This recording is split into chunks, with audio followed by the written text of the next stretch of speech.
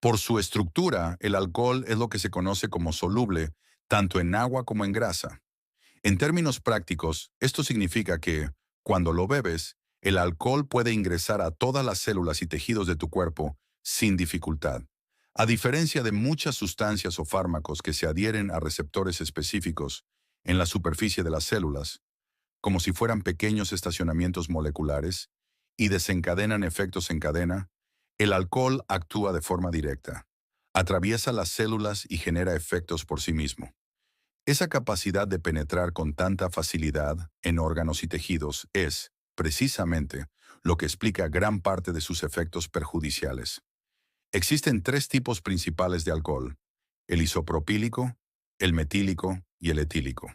Solo este último, el etanol, es apto para el consumo humano. Pero eso no significa que sea seguro. Sigue siendo tóxico. El etanol genera estrés celular y daños importantes. Me gustaría poder decir lo contrario, pero es un hecho. El etanol daña las células. Cuando lo consumes, tu cuerpo intenta convertirlo rápidamente en otra cosa para mitigar su toxicidad. Aquí entra en juego una molécula llamada NAD, que está presente en todas nuestras células desde que nacemos hasta que morimos. Quizá hayas oído hablar del NAD, especialmente en conversaciones sobre longevidad, ya que hay teorías que proponen que aumentar sus niveles podría prolongar la vida. Sin embargo, eso aún se está investigando.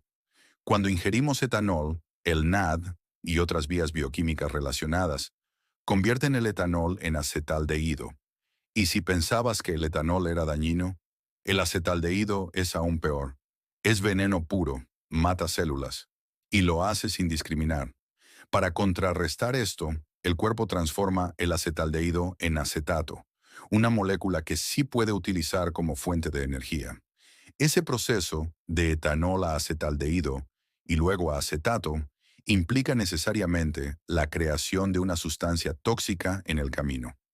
El paso limitante en este proceso es la conversión mediada por el NAD, específicamente la relación NAD por NADH.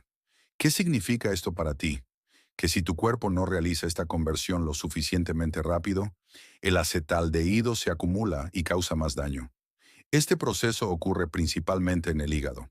Las células hepáticas son muy eficientes, pero se exponen directamente al acetaldehído y sufren daño en el proceso. Entonces, lo primero que debes saber es que al beber alcohol, estás introduciendo un veneno.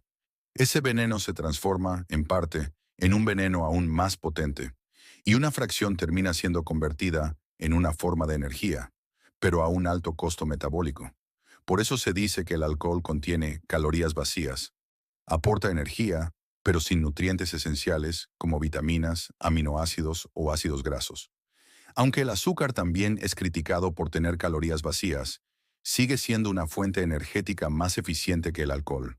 Aún así, una parte del alcohol ingerido se convierte en energía y otra parte en acetaldehído, el verdadero culpable de la sensación de embriaguez. Estar borracho en realidad es una forma de intoxicación. Es el efecto directo del veneno, acetaldehído, sobre tus circuitos neuronales. Y entonces la pregunta es, ¿qué partes del cerebro están implicadas en esa sensación? Al beber, el alcohol entra por el estómago, llega al hígado y allí comienza su transformación. Una parte del acetaldehído y del acetato generado llega al cerebro atravesando la barrera hematoencefálica, una especie de cerca protectora que bloquea la mayoría de las sustancias, pero no al alcohol, debido a su solubilidad tanto en agua como en grasa. Una vez en el cerebro, el alcohol interactúa con dos tipos principales de células, las neuronas y las células gliales, y no lo hace de forma selectiva. No se une a receptores específicos, pero sí parece tener cierta afinidad por regiones cerebrales relacionadas con distintos tipos de pensamiento y conducta. Una de las primeras áreas afectadas es la corteza prefrontal, que forma parte del neocórtex. Esta región está implicada en la planificación, el razonamiento y sobre todo en el control de impulsos. Después de una o dos bebidas, hay una leve supresión en la actividad de las neuronas de esta zona. Por eso, cuando vas a una fiesta y las personas comienzan a beber, notarás que en pocos minutos el volumen general de las voces aumenta. No es solo entusiasmo, es porque la gente deja de controlar el volumen con el que habla. Cuando algunos alzan la voz, otros hacen lo mismo sin pensarlo. Todos lo hemos vivido. Sales un momento de la fiesta y te das cuenta de que estabas gritando. Al día siguiente tienes la garganta irritada y puede que pienses que es por un resfriado, pero muchas veces es simplemente porque estuviste forzando la voz toda la noche sin darte cuenta. También notarás que las personas se mueven más, gesticulan más, se levantan, caminan o incluso comienzan a bailar sin razón aparente. Esto se debe a que la corteza prefrontal normalmente ejerce una inhibición descendente sobre otras áreas cerebrales. Lo hace liberando un neurotransmisor llamado GABA, que regula el comportamiento impulsivo y los patrones de pensamiento acelerados. Cuando esta función se apaga, esa inhibición desaparece, y por eso las personas hacen o dicen cosas sin pensarlas demasiado, o incluso sin recordar que las pensaron en absoluto. A propósito, aunque aún no hemos hablado de los efectos del alcohol sobre la memoria, vale la pena mencionarlo aquí. El alcohol tiene un fuerte efecto supresor sobre las redes neuronales involucradas en la formación y consolidación de la memoria. Por eso, tras una noche de fiesta, puedes olvidar partes del evento si bebiste más de la cuenta. Una de las consecuencias más importantes del alcohol sobre el cerebro es esa pérdida de inhibición desde la corteza prefrontal. Pero también afecta a otras áreas del cerebro que nos ayudan a pensar con flexibilidad, a evaluar distintas opciones, a decidir si decir algo o guardárnoslo, o a expresar una idea de forma más adecuada o cuidadosa. Esas zonas cerebrales básicamente se apagan, y por eso la gente tiende a decir lo que piensa sin filtro, sin estrategia, sin matices. Lo más importante que debes saber es que, cuando se consume alcohol, la corteza prefrontal pierde su capacidad de inhibición, y eso permite que los comportamientos más automáticos e impulsivos tomen el control.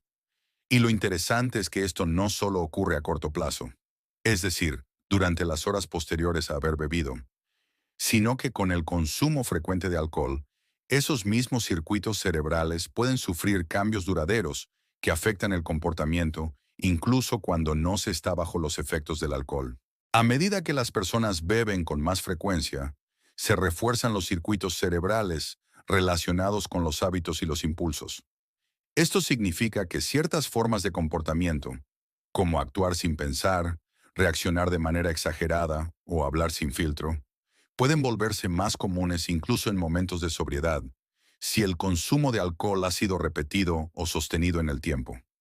Este fenómeno se debe a la plasticidad cerebral, la capacidad del cerebro para adaptarse y cambiar. Y el alcohol, cuando se consume con frecuencia, puede moldear esas adaptaciones de forma negativa.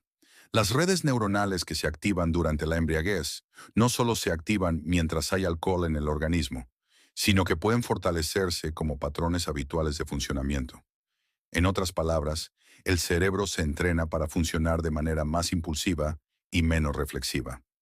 Esto explica por qué algunas personas desarrollan problemas de autocontrol o dificultades para tomar decisiones racionales después de haber bebido regularmente durante un periodo prolongado. También es importante recordar que el daño neuronal no se limita a la corteza prefrontal.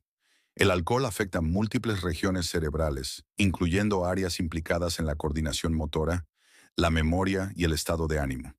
Además, el impacto del alcohol varía según la edad, el sexo, la genética y otros factores individuales. Por ejemplo, en adolescentes y adultos jóvenes, el cerebro aún está en desarrollo, especialmente la corteza prefrontal. Esto los hace más vulnerables a los efectos del alcohol, tanto a corto como a largo plazo. Lo que se sabe con claridad es que el alcohol no es una sustancia neutra ni inofensiva. Actúa como un veneno, interfiere con el funcionamiento normal de las células, altera el cerebro y puede generar cambios duraderos en la conducta.